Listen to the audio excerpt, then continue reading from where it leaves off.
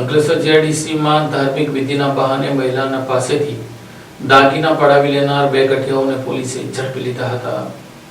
Ankleshwar GIDC પોલીસને ધાર્મિક વિધિના બહાને મહિલાને વિશ્વાસમાં લઈ સોનાના દાગીના પડાવી ફરાર થયેલા બે આરોપીઓને ગણતરીના જ દિવસોમાં ઝડપી લેવામાં સફળતા મળી છે। પોલીસે ચોરીનો મુદ્દામાલ ખરીદનાર સોનીને પણ કાયદેસરની કાર્યવાહી હેઠળ સામેલ કર્યો છે। પોલીસના જણાવ્યા અનુસાર ગત 22 જૂનના રોજ ફૂલનો વ્યવસાય કરતી એક મહિલા પાસે અજાણ્યો પુરુષ અને મહિલા આવ્યા હતા। બંને ધાર્મિક વાતો કરી ખાસ વિધિ કરાવવાથી ધંધામાં પ્રગતિ થશે લાલચ આપી ત્યારબાદ વિધિના બહાને મહિલાએ પહેરેલી આશરે 4 ગ્રામની સોનાની બુટ્ટી અને 0.5 ગ્રામનો સોનાનો દાણો ઉતરાવી લઈ 63,000ના દાગીના લઈને ફરાર થયા હતા। પોલીસે સીસીટીવી ફૂટેજ, ટેકનિકલ સર્વેલન્સ અને હ્યુમન સોર્સિસની મદદથી તપાસ હાથ ધરી આરોપીઓ વસીમ ગુલામશાહ શેખ અને સલમા ઇકબાલ શેખની ઓળખ થઈ। બંને ચોરાયેલા દાગીના બાલાસિનોરના સોની દક્ષેશ કુમાર મહેન્દ્રભાઈ શાહને વેચ્યા હોવાનું બહાર પાડ્યું। પોલીસે બાલાસિનોર ખાતે દરોડા પાડી બંને આરોપીઓ તેમજ દાગીના ખરીદનાર સોનીને ઝડપી પાડ્યા। તેની પાસેથી આશરે 1.12 લાખનો મુદ્દામાલ જેમાં સોનાના દાગીના, મોબાઈલ ફોન અને મોટરસાયકલનો સમાવેશ છે કબજે કરવામાં આવ્યો છે અને આગળની કાર્યવાહી હાથ ધરવામાં આવી છે।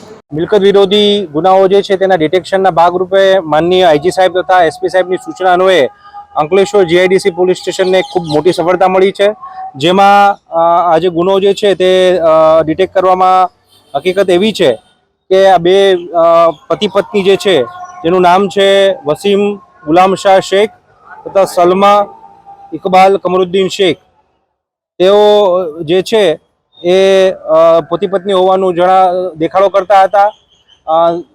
જતા વ્યક્તિને ધાર્મિક વિધિમાં રસ હોય તેવી વ્યક્તિને એપ્રોચ કરી તેમને વાતોમાં ઉલઝાવી તેમને લલચાવી ફોસલાવીને તેમની પાસેથી સોના ચાંદીના દાગીના કે રોકડ જે પણ હોય તે પડાવી લેતા હતા। તેને પોતાની વાતોમાં ફસાવી અને આ રીતનો ગુનો આચરતા હતા, જેમાં ગુનો દાખલ કરી જીઆઈડીસી પોલીસ સ્ટેશને અલગ અલગ ટેકનિકનો ઉપયોગ કરી અને ગુનાનું ડિટેક્શન કર્યું છે અને આ તમામ મુદ્દામાલ છે કબજે કરવામાં આવ્યો છે, જેમાં મુદ્દામાલ લેનાર દક્ષેશ કુમાર મહેન્દ્રભાઈ શાહ કે જે સોની છે તેનું પણ જે બાલાસિનોરના છે તેને પણ આમાં આરોપી તરીકે લઈ અને આગળની કાયદેસરની કાર્યવાહી કરવામાં આવી છે। કુલ 1,12,000 જેટલો મુદ્દામાલ જે છે એ રિકવર કરવામાં આવ્યો છે।